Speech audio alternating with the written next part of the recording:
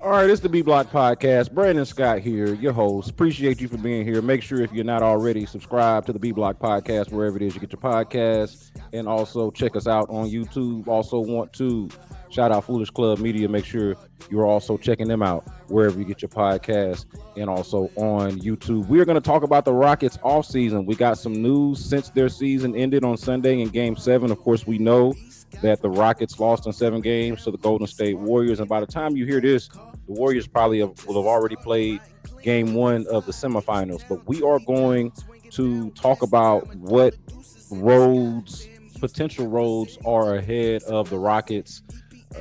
General Manager Rafael Stone and head coach Ime Udoka talked with the assembled media on Tuesday afternoon, and I thought there were some interesting tidbits that came out of that. And just overall, I think it helps inform the conversation that's going to be had over the next several days, the next several weeks, and we'll see what happens. But real quick, before we actually get into a lot of that, I do want to, because I hadn't had a chance since the last podcast to definitely not react to Game 7 and the loss for the Rockets, but also even the comeback, the impressive comeback from down 3-1 to even force a Game 7. I don't feel like I got to speak enough on that. So just to touch on it real quick, I do want to point out that, like, I picked the Rockets to win this series in 7 games, but by the time they were down 3-1, I had left them for dead. I had them dead in the water.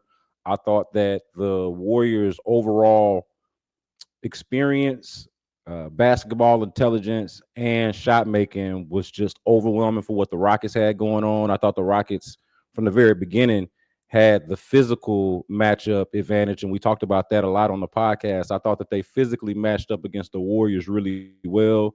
Their youth, their athleticism, their length, really just from top to bottom, I thought that they matched up well, even in the spots where you would say the Warriors were better. Like, they had the 2 best players in the series, but I thought the Rockets had a lot to match up and combat what the Warriors had going on. That's why I picked them in 7 games. But by the time it got down to 3-1, I felt like the Rockets had blown so many opportunities, specifically with like missed free throws and missed bunnies, missed layups and wide open shots, and just overall lacking an offensive identity or anything that they could rely on beyond just giving the ball to Alperen Şengün and hoping that one of these guards goes off on a given night.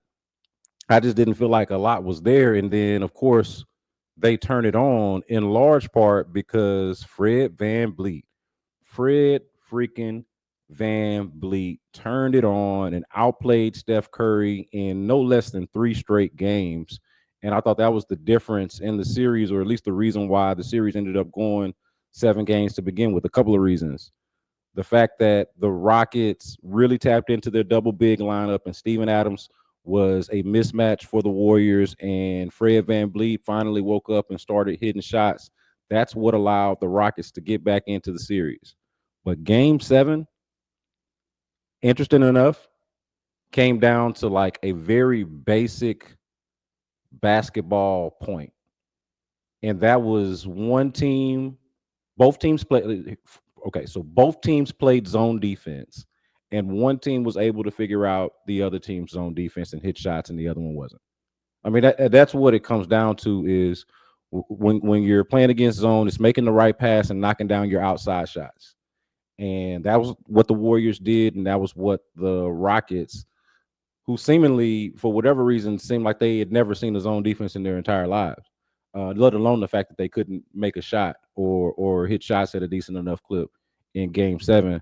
And that's what ultimately did them in. They couldn't make shots and against the Warriors zone defense, and the Warriors against the Rockets zone defense were very good, on top of the fact that Buddy Hield channeled his inner Klay Thompson. Like, Buddy Hield played the Klay Thompson role for the Warriors in Game 7 and allowed them to make this happen. And then on the other side, and I think this is going to be key to the discussions that a key highlight in the discussion that we're talking about going forward, is that your guards, Jalen Green in particular, was once again outplayed by one of the role players on the Warriors. Like, whether it was Brandon Podziemski Gary Payton II, or Buddy Hield, there was always a player for the Warriors that did not include either Steph Curry or Jimmy Butler that seemed to be outplaying Jalen Green on a given night,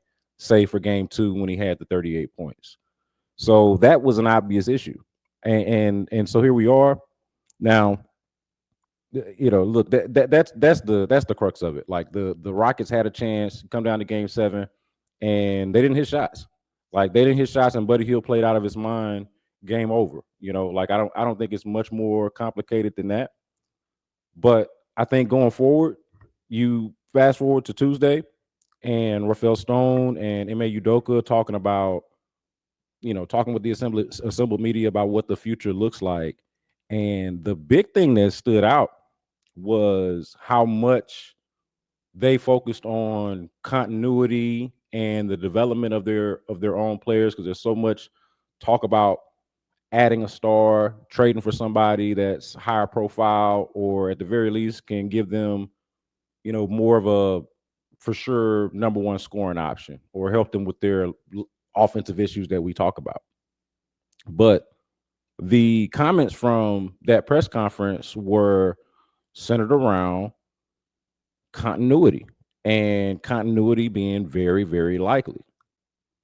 So it's like the Rockets are very much aware of the position that they're in. Like we're not the only ones having this discussion about trade for Kevin Durant. They try to trade for Devin Booker. Is Giannis available? Like, who are the stars that might be disgruntled, or the players or teams that might be disgruntled with their stars? Like in a Luka situation, like, are we doing our due diligence to see who might be available that can take us over the top? I'm sure they're having those discussions, but it seems like the focus really is to mold and develop these young players. And I do wonder if the reaction to how this series went, the fact that we knew the Rockets struggled offensively throughout the season, that they were one of the, for as good of a team as they were, and for being the number 2 seed, that they struggled offensively and lacked offensive identity in some cases. And that ended up being true in this playoff series against the Warriors. And then the Jalen Green thing, which I wonder if we're overreacting because he was so disappointing in this series. Because there's no way to me to really overstate how bad it was outside of the 38-point game. Like I do think that game 5 was one where he didn't necessarily play well. I think he finished with 11 points, but it wasn't that he didn't play well. I thought he played pretty well to start the game, but ended up hurting his knee or his leg in that game and just wasn't as effective. Or just wasn't necessarily a part of what they did throughout the game. But they ended up blowing the Warriors out and didn't need him to be great in that game anyway. And I did think that he started the game off pretty well, making good decisions as both a shot creator, playmaker, and made a couple of shots. So I know you're gonna look at the box score and say, well, he only scored 11 points and he just was kind of a non-factor, but they won that game by a lot, and I thought he helped them set the tone in that game. So I think that's the only place where we kind of overstate how bad his series was, but it was bad. Like those single-digit games, there's no way around games 1, 3, and 4. There's no way around those. And I don't think 6 and 7 are glowing, So like he's got 1.25 of a good game in the series. And I wonder if the reaction to that has us a little bit overreacting to how badly the Rockets need to make a move. Because I think that the Rockets are, and their brass, when I say the Rockets, I'm talking about Rafael Stone, Ime Udoka, they're taking inventory of the talent that's in the building and have the greatest sense for what's actually in there. Now, they may have done some miscalculation on Jalen Green, and I think that that's what we're kind of seeing in terms of the role that he plays and the emphasis on him being their lead guard or their lead perimeter scorer. But I think that they're looking internally and saying there is a superstar somewhere on this roster already. And I think a lot of us, if we had to guess, would probably say that superstar is Amen Thompson. So I'm going to go through a couple of scenarios that I just want to say on the front end, I'm already in favor of at least going down these roads, or at least looking at these as a possible course of action for the Rockets. Okay. And the first one is the one we're talking about, running it back. What does running it back look like in an acceptable way? To me, if you run it back, then you have to do so recasting Jalen Green in his role. Like, he doesn't. Forgive me for not being the person that is just like urgent and just excited to trade Jalen Green. Like, I just got to get rid of him. I'm acknowledging that his first playoff series was not good enough. It was not up to standard. Wasn't even close. But I don't think that necessarily means that, oh, this is not a useful basketball player in any form or fashion. No, I think that what the Rockets need to start doing is recalibrating a little bit and accounting for the new information that they've gotten. Here's what I mean. Have you ever thought about how different things would be if Amen Thompson and Jalen Green's draft position was flipped? Right? Like, Amen Thompson is drafted 2 seasons after Jalen Green, 2 years after Jalen Green. What if Amen Thompson was drafted first and then Jalen Green was drafted? Right? To me, Amen Thompson would have at that point been the priority. He would have obviously had the extra couple of years to develop the way that Jalen Green has. And then it would be Jalen who would be the more raw prospect that they're still trying to exactly figure out what his role is or what his ceiling is and all that sort of thing. But I think because in this case, the franchise player that they wanted the first guy to be ended up being the next guy. So the franchise player came second, after they had already kind of given the keys to somebody that's not that much older than him, and that they now play together. And this is not to pit these two guys against each other. I don't think that there's nothing like that. To me, it's just about figuring out a way to maximize the talent on the team and recalibrating for what the information says to you.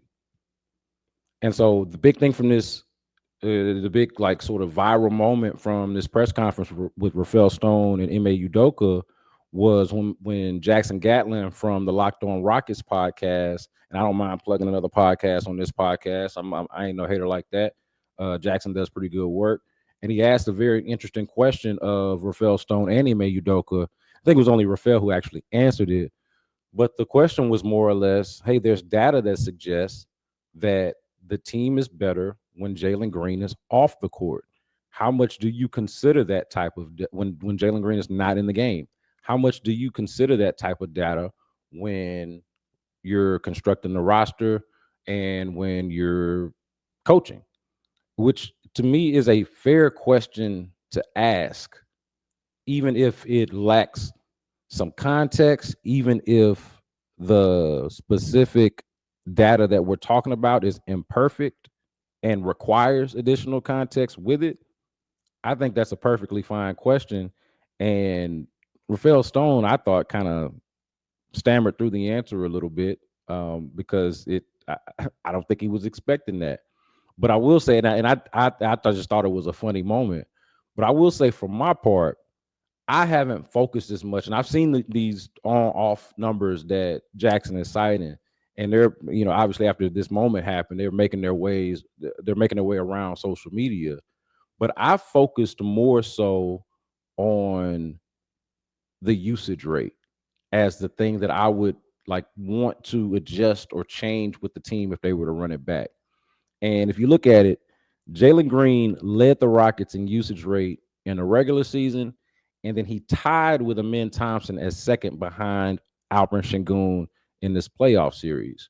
Now, for me, the obvious adjustment, if they're going to run it back, is to bring Jalen Green's usage rate down fairly significantly, to almost even flip his usage rate with Amen Thompson's usage rate, or to make it look more along those lines, or maybe with Dylan Brooks's usage rate, somewhere along those lines, and then allow Amen Thompson and Alperen Sengun to sort of share the load a little bit more. Now, that, of course, requires some level of faith that Amen Thompson is going to develop into a more polished offensive player than he is right now, or than he has shown himself to be.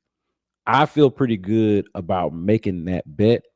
I would understand the pushback on, hey, Jalen Green has shown himself to be a more dynamic or at least proven scorer than Amen Thompson has. Hey, you're kind of rolling the dice a little bit there by even suggesting that. Fine. I think that that's the way.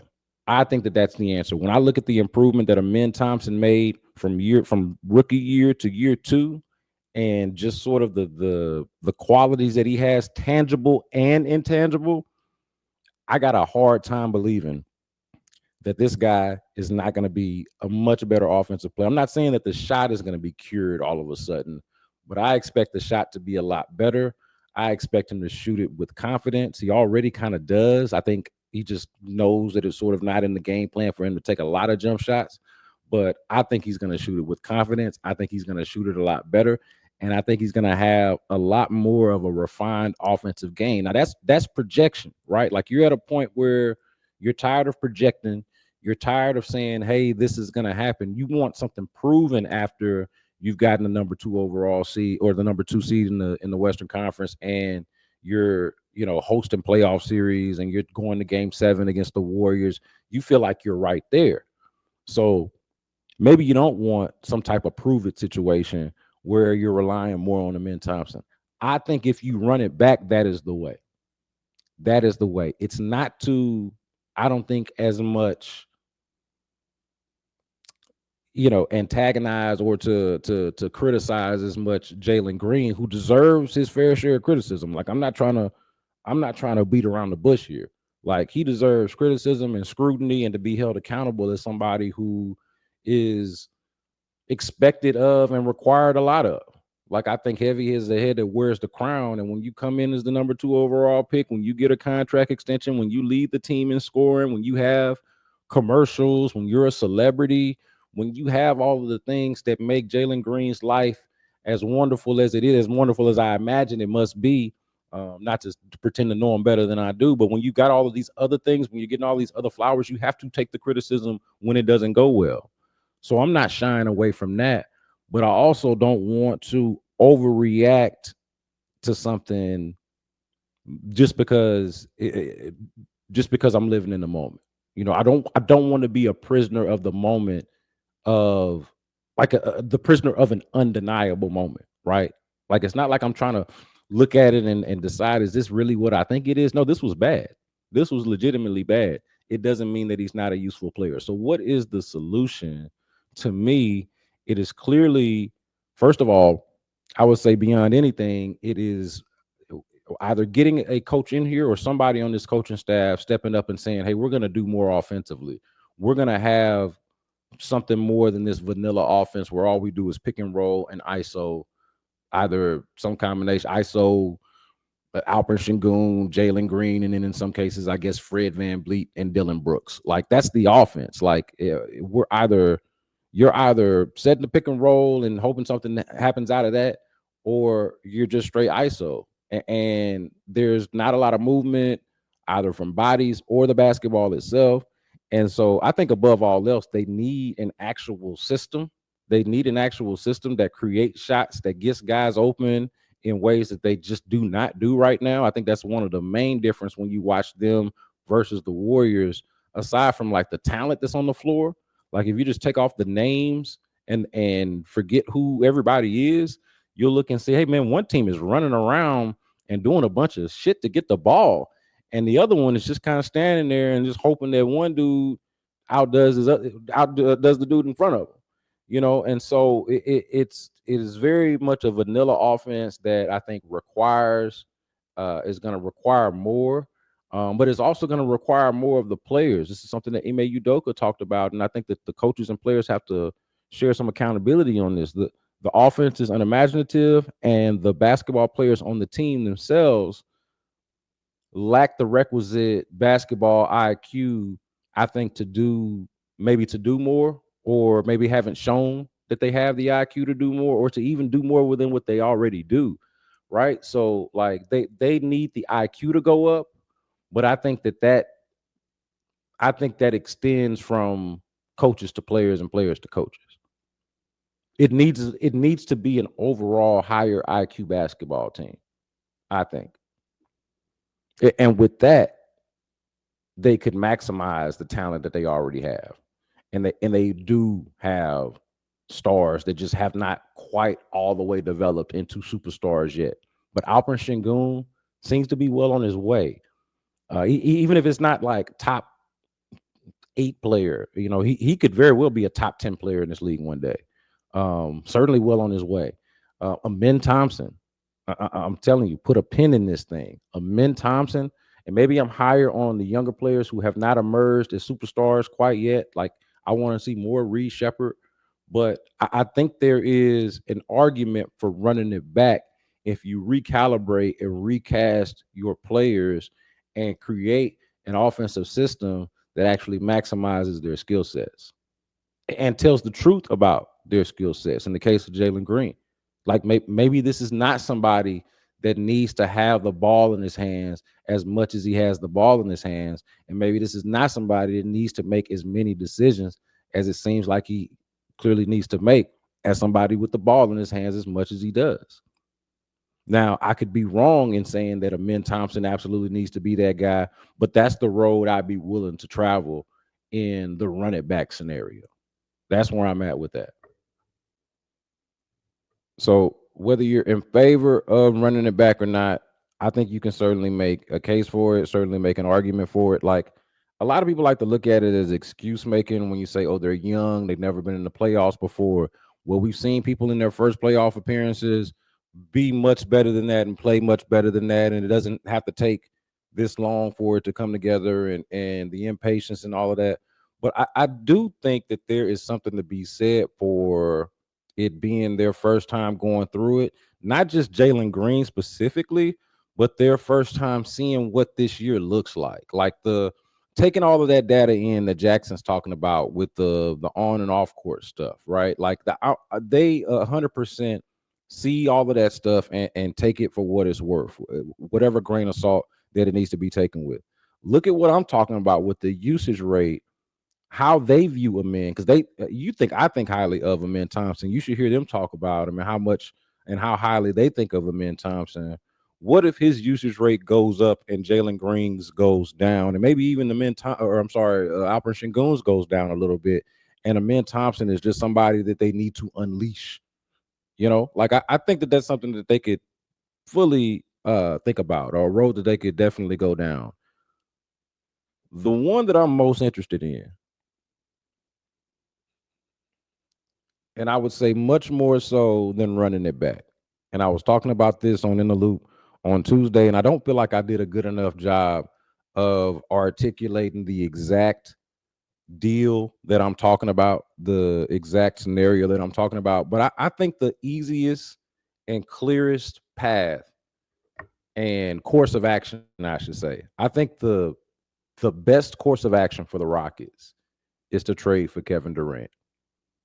And I don't think it's that complicated. I don't think it needs to be that complicated unless the Suns are just playing hardball in a way that's unless the Suns themselves are unreasonable, unless for some reason Kevin Durant does not want to play for Houston with Ime Udoka and Royale Ivy, guys that he has relationships with. Like if for whatever reason it can't work, that would be the only reason that it shouldn't either happen or certainly a road that they should go down. And I imagine that they've already gone down this road. There's no way we're having these conversations and they haven't had these conversations already.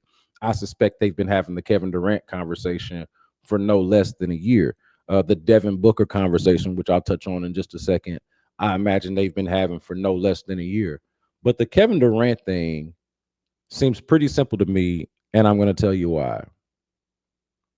You can acquire Kevin Durant, I believe, at least. And if this is not true, then fine. Don't go down this road. Don't go away from this principle. But I believe you should be able to acquire Kevin Durant without giving up something that is significant enough to alter your core or sort of change the direction that you're already going in as a franchise. Like, I don't think you have to sell the farm or, again, disrupt the core of the franchise, the core players, to acquire Kevin Durant. I don't think it'll cost you Alperen Sengun. If they ask for Alperen Sengun, you hang up. I don't think it'll cost you Amen Thompson. If they ask for Amen Thompson, you hang up. It might cost you Jalen Green, but to me, that is the part of, I think, this series that is instructive, or was instructive, in that, look, they've said this, nobody's untouchable on the team, but I think out of the core three, the big three that I was kind of formulating in my mind, I would say that he would be the odd man out of the three. And if you were able to trade, if you had to trade Jalen Green to get Kevin Durant, I got a hard time making the case against that, given the presence of both Amen Thompson and Alperen Sengun. And if you get to keep those guys, you've got a window here of, I think, at least a couple of years with Kevin Durant. Now, the complicated part about Kevin Durant is the contract extension. And what's the math on that? And are you, like, in terms of, what the math would be for Kevin Durant, but in terms of like being able to actually sign the extension, your appetite for the extension, that's the argument against it. But I think you just sub Kevin Durant into what the Rockets pretty much already got going on, and you're a much better team. Now, this part is key. And this is probably the part that I didn't do a good enough job articulating on the radio. I don't think that you've got to give up Jalen Green to get Kevin Durant. And in this case, I think there would be kind of a similar conversation about his usage. Like, I think no matter what, Jalen Green's still on your team. You do something about his usage rate and try to bring it down, either in favor of Amen Thompson solely, or in favor of Amen Thompson and somebody that you bring in.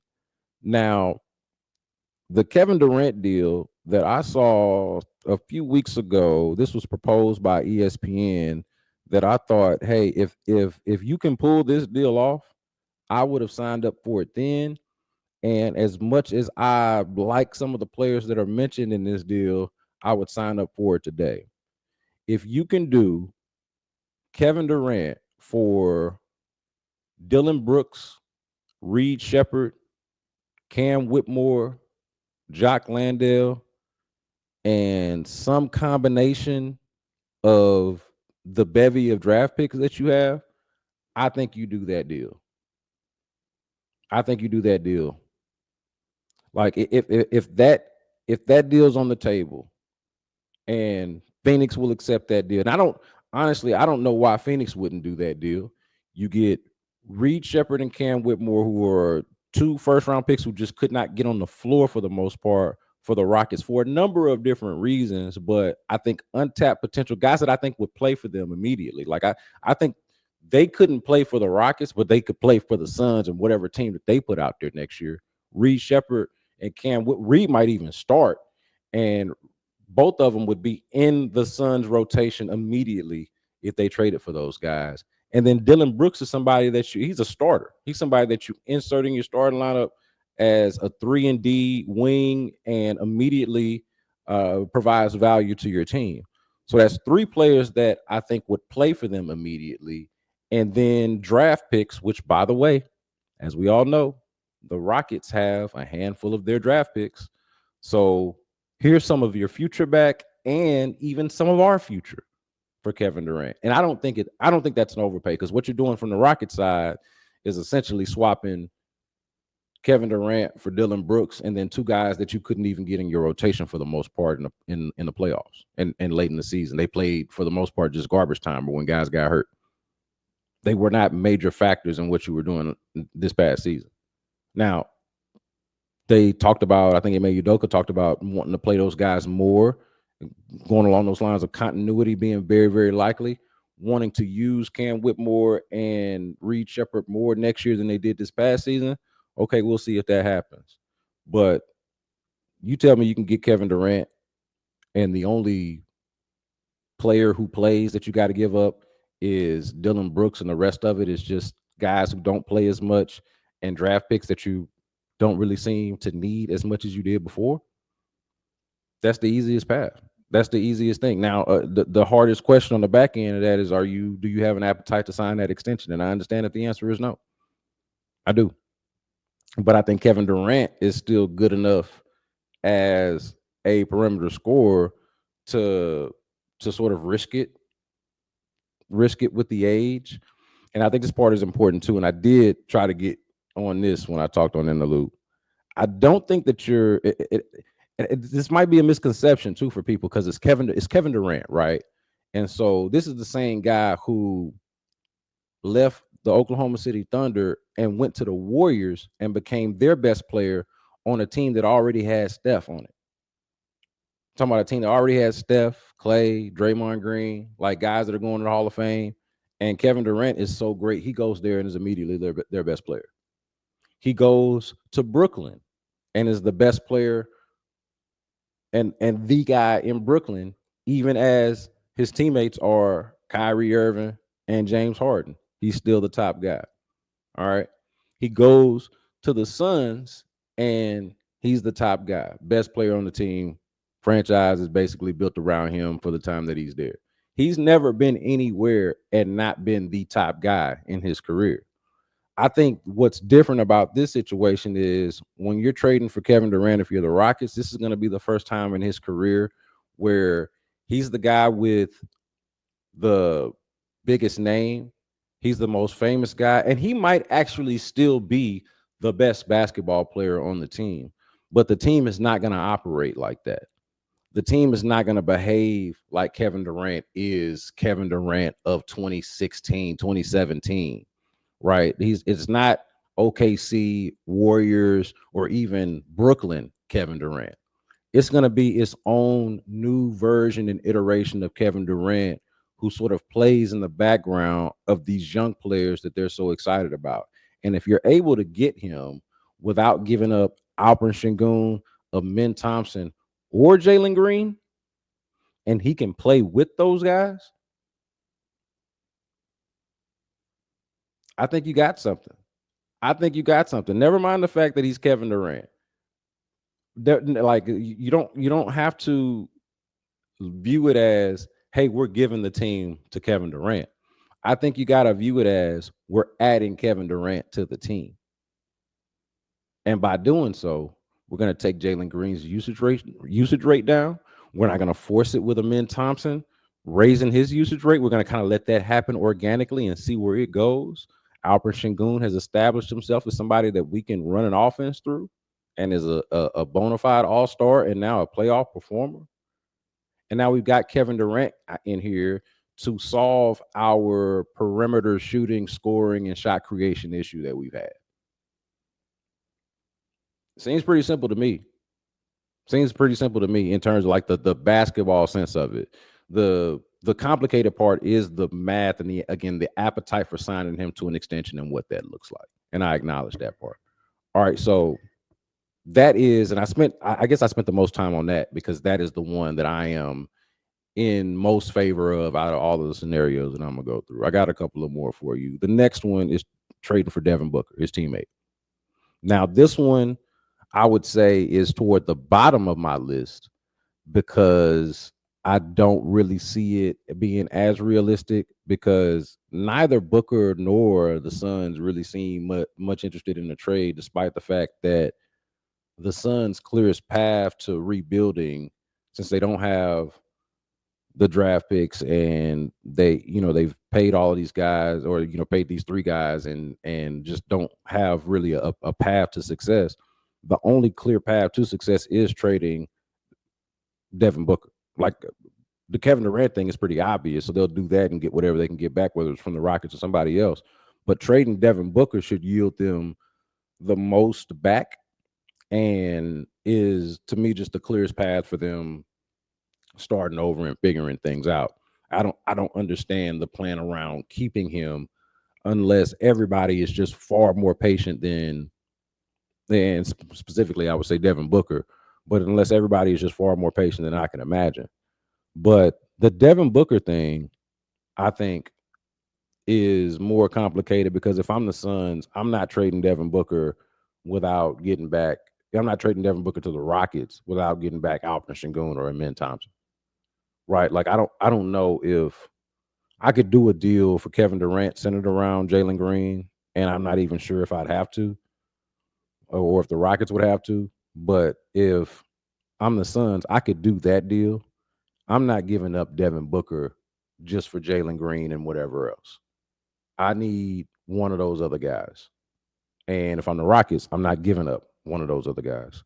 So that's where that scenario kind of dies on the vine for me, because I don't see a reasonable negotiation to be had here. If I'm the Suns, I'm not doing this deal without one of those guys, and if I'm the Rockets, I'm not giving up one of those guys. And so now we're kind of stuck. Kind of got a stalemate here. But if they were to do the deal, though, I do think that obviously solves the perimeter scoring issue. But I do wonder if that to me feels like the disrupt the core for the short term success and it blowing up in your face kind of deal. That's the one I would say I'm most reticent about. I would say the one that worries me the most, that you give up a little bit more than you should to bring in Devin Booker, and it doesn't quite raise your ceiling in the way that you were expecting it to. Now, if you can do the Devin Booker deal for Jalen Green, if you can do that, that's the one. That's the one. If you can convince the Suns to center that deal around Jalen Green and then some combination of Reed, Cam, and draft picks, right? Like, so instead of in the KD deal, it's Dylan Brooks, Reed, Cam, and draft picks. It's Jalen Green and some combination of those guys. You do that. I'm not putting Jabari Smith in the deal. Not putting Amen Thompson or uh or Alperen Sengun in the deal. Now, Jabari Smith is not untradeable. I want to be clear. I'm just not. I'm not putting him in the deal uh for Devin Booker.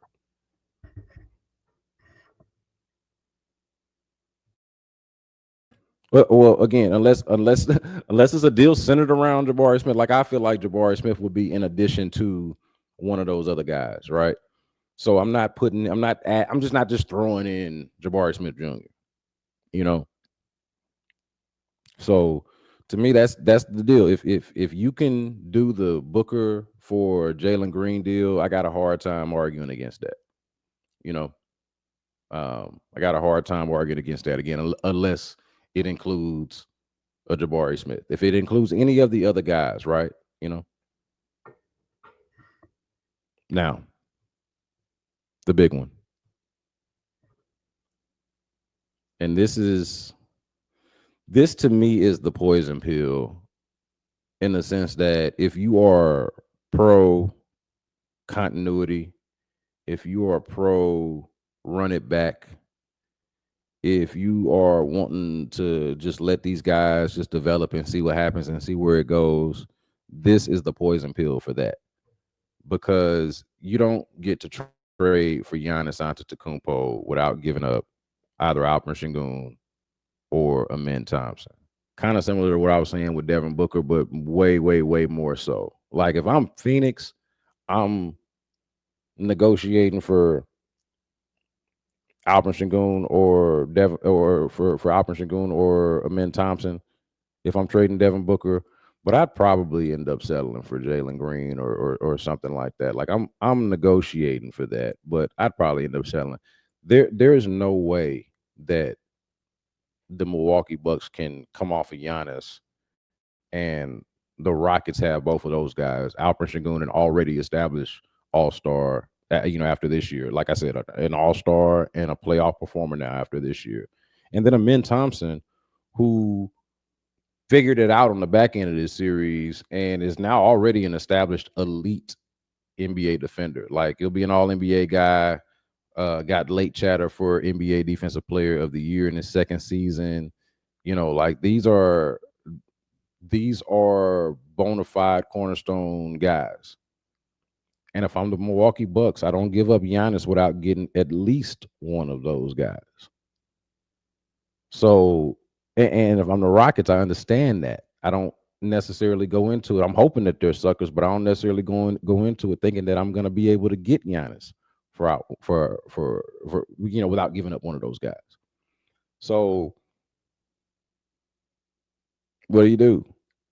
What do you do? How do y'all feel about this thought of the poison pill of breaking up the core or breaking up this going in the opposite direction of what Rafael Stone and Ime Udoka have been talking about with continuity and finding that star from within? This is punting on all of that. This is punting on all of that and saying, hey, I know that we've built this thing, our offense, our limited offense is built around Alperen Sengun, but we're going to punt on that and bring in Giannis. I know Amin Thompson looks like he could be a superstar and certainly is a star in the making, but we're going to bring in Giannis. I think that Alperen Sengun, as good as he was, is not somebody that you hold on to in spite of being able to get Giannis. Like, if Giannis is available to you, you don't sit there and be so attached to your homegrown talent, to the players that you already have. I feel like fans have sort of this odd attachment to the players that are already here. I don't think that actual GMs and teams and executives think that way. Like, they don't. I don't think that they have the same emotional attachment to the players. It would be, to me, foolish to have that in this case with Alperen Sengun versus Giannis. Because the thing that I feel like a lot of people forget, or maybe if you're just a casual enough fan and you're not following exactly what's going on over in Milwaukee, maybe you overthought or overstated the struggles that are going on over there. Like maybe it's people that are not realizing that Giannis is still one of the 5 best players in the game, that Giannis has averaged no less than 30 points over the last 4 seasons. And this has been since the MVP years.